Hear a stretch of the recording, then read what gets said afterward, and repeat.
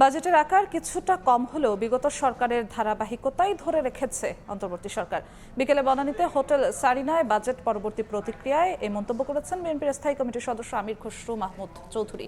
বিগত সরকার বাজেটের আকার যেভাবে বাড়িয়েছিল তার সাথে রাজস্ব আয়ের কোনো সম্পর্ক ছিল না মন্তব্য করে তিনি আরও বলেন, বাজেটের আকার আরও ছোট হওয়া দরকার ছিল।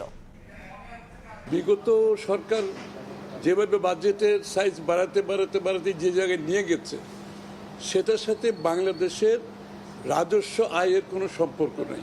আগের যেভাবে বাজেট চলে আসছে মূলত সেখান থেকে আমরা খুব একটা সংখ্যার তারতম্য ছোটোখাটো হয়েছে, কিন্তু প্রিন্সিপালের যে বাজেটের যে প্রিন্সিপাল ওই জায়গাটাই কিন্তু আমরা আগের মতো রয়ে গেছি। আমাদের রাজস্ব আয়ের সাথে আপনার বাজেটের সাইজের একটা সম্পৃক্ততা থাকা উচিত ছিল। আমি মনে করি সেটা হয়নি।